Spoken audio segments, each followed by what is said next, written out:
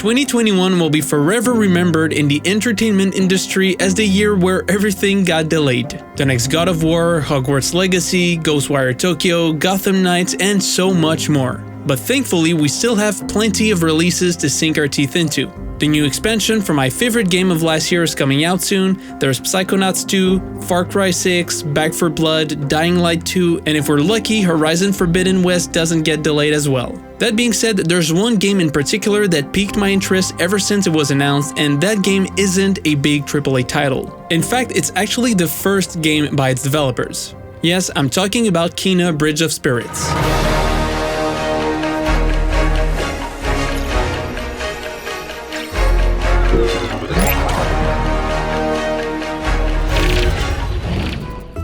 Kena, a young spirit guide, travels to an abandoned village in search of the sacred mountain shrine. She struggles to uncover the secrets of this forgotten community hidden deep inside an overgrown forest where wandering spirits are trapped. This is the pitch for Kena: Bridge of Spirits, a brand new action-adventure game by Ember. Does that name ring a bell? No? Well, that makes perfect sense because this studio isn't known for making games, for now at least. Founded in 2009 by brothers Mike and Josh Greer, Ember began as an animation and digital content studio.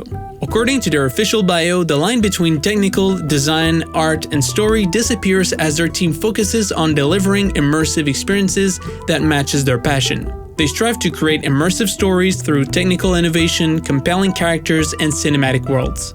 I don't know about you guys, but that sounds really compelling. The first time I heard about the company was when I saw their wonderful Zelda tribute short film they did 4 years ago. Everything about this 5-minute long animation was clearly crafted out of pure love. If you haven't seen it yet, do yourself a favor and go watch it right after this video.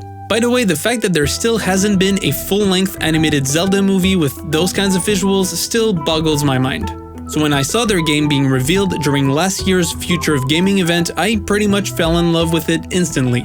The gorgeous art style, the charming music, and just the overall good vibes made this game a highlight of Sony's presentation, despite the fact that it was surrounded by big AAA titles. Because yes, this is not a massive project, in fact it's developed by a small team of 15 people and can apparently be completed in a single weekend. That being said, the game will not be full price, which is freaking awesome and something that publishers should do a lot more frequently when their games are on the short side.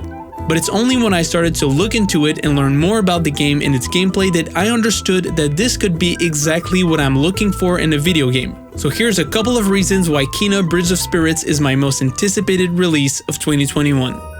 First of all, let's talk about the visuals. I think you can see for yourself that this game looks absolutely amazing. From the character models, the lighting, the environments, the creature designs, there's simply nothing that looks bland or uninspired. Obviously, it's very hard to not make the comparison with Pixar, but this looks straight up like a Pixar film, but with the sensibility and poetry of a Ghibli movie. And knowing the studio's background, this makes perfect sense to me. During an interview for UnrealEngine.com, Mike, one of the co-founders, talked a lot about the parallels between movies and games and highlighted a couple of key differences and similarities. One thing I found particularly interesting is that Akira Kurosawa, the legendary Japanese filmmaker, was a key inspiration in the game's visuals and storytelling. And if you're remotely familiar with his work, this is enough to get you excited because you know that game is going to be filled with memorable visuals, well-crafted atmospheres, slow meditative moments, and a strong focus on movement. Whether it's the camera that moves, the characters, or the environments, motion will be a key aspect of the game's visuals and narratives. If Ghost of Tsushima is a good example of Kurosawa influences done right, then Kena could end up being just as poetic and mesmerizing. Talking about storytelling, let's dive into the game's world. Once again, this is looking extremely promising. It's a world filled with forests, rivers, shrines, and small villages, something that is really reminiscent of what we see in the Zelda games.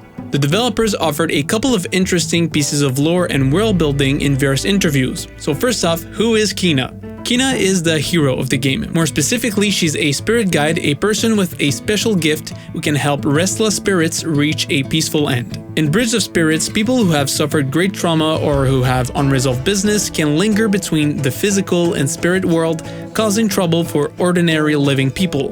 Kina's job is to understand what's keeping them from moving on and helping them reconcile past events. This is giving me some big Last Campfire vibes, which was one of my favorite games of last year, so I'm not complaining. In the trailer, you can see a variety of really gorgeous landscapes, so you might be wondering where the game is set exactly. Well, Bridge of Spirits is set in a fictional place that's an homage to a variety of different Eastern locations. You'll find nods to Japan, Bali, and other places in the geographic features and architecture. The Eastern Asian influences are all over this game. You can even find it in the original score composed by Jason Galati in collaboration with a local percussion group from Indonesia.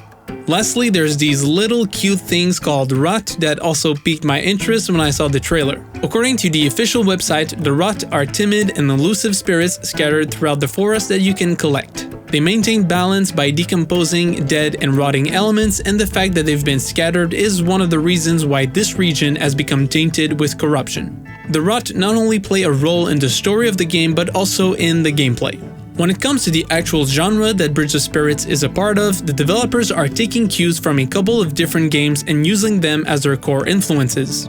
For the exploration, the game is apparently heavily inspired by Zelda, Okami, and Metroidvanias. Basically, it's using what we call a wide linear structure. Wide linear implies that despite the presence of a main path, the players can go off the beaten track to explore and find some optional secrets, puzzles, and whatnot. The fun part comes when you unlock new gear and abilities and go back to previously unavailable locations. I really like that stuff. It just gives you the type of dopamine rush that is super satisfying and gives you a really strong sense of progression.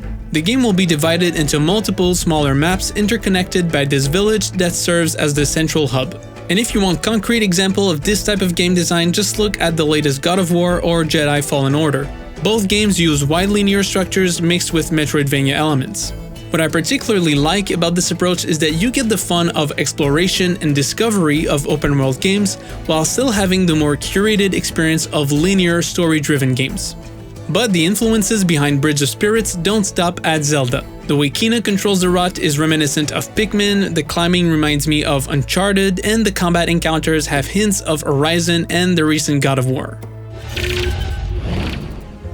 In the end, Kina Bridge of Spirits has a lot of potential. From its Pixar-esque visuals to its charming world and its various influences, I feel like this is going to be the kind of game that simply makes you feel like a child again. And I think after the shitty year we went through, this is exactly what we all need right now. Thank you so much for watching. If you enjoyed the video, please drop a like, I would really appreciate it. And if you're new, consider subscribing to the channel for more.